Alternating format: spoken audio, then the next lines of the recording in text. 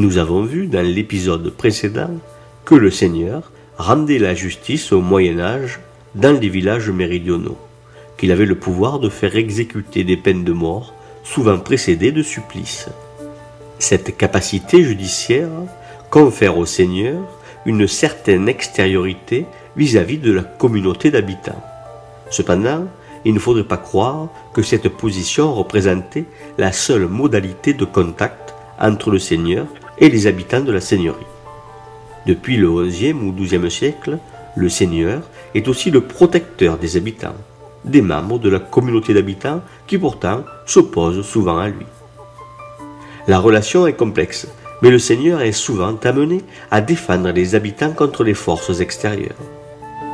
C'est le cas lorsqu'il accompagne les habitants lors du bornage du territoire communal.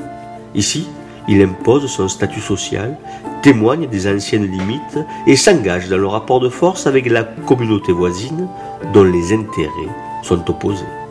Laure Verdon, dans son habilitation à diriger les recherches, communauté et seigneurie en Provence, au bas Moyen-Âge, traite entre autres des nombreux conflits générés par l'instabilité des terres et des pâturages des bords du Rhône. Le fleuve, beaucoup plus fougueux qu'aujourd'hui, endigué qu'il est par les aménagements de la Compagnie nationale du Rhône, faisait et défaisait des terroirs entiers.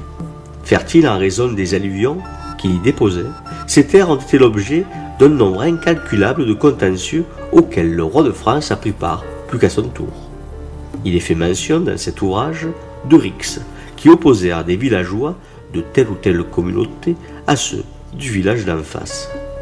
Lors de ces rixes, on a pu voir les seigneurs eux-mêmes prendre part aux violences pour défendre les intérêts des leurs. On le voit bien, le seigneur du village est un personnage dont le rôle et le statut sont complexes, non manichéens. Les relations des seigneurs avec les habitants de leur seigneurie est un sujet d'étude passionnant que vient de défricher Laure Verdon dans un mémoire passionnant duquel nous tirerons sans doute d'autres microdocs.